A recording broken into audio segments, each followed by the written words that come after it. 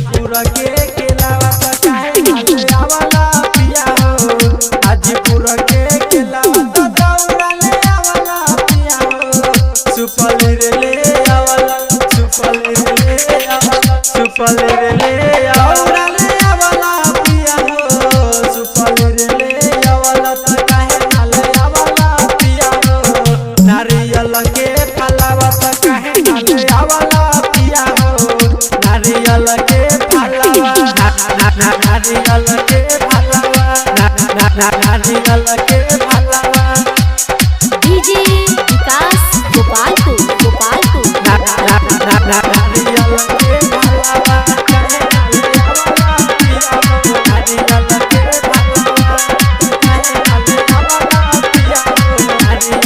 बोला बोला छठी मैया की जय। बड़ा निक लागता रे छठी माई के घाट पे गौरा सजा के पिया ले चली माथ पे ले चली माथ पे ले चली माथ पे बड़ा निक लागता रे छठी माई के घाट पे गौरा सजा के पिया ले चली माथ पे एकिया ले आवला पिया हो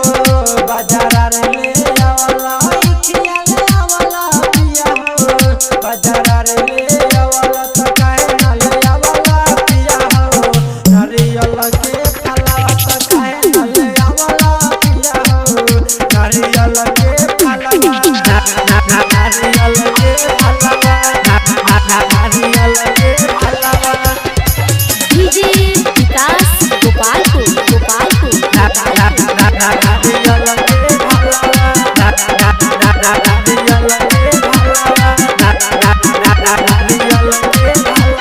राइटर चंदन सुना आज मोर बात हो नीतिन के संगे न गई बाजार हो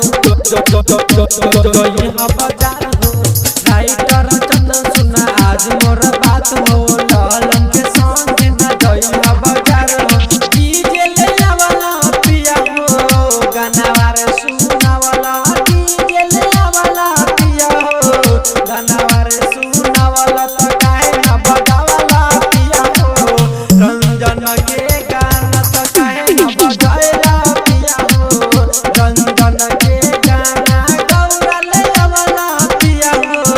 फलवा रे ले आवला त काहे ना ले आवला पिया हो हाजीपुर के केलावा त काहे ना ले आवला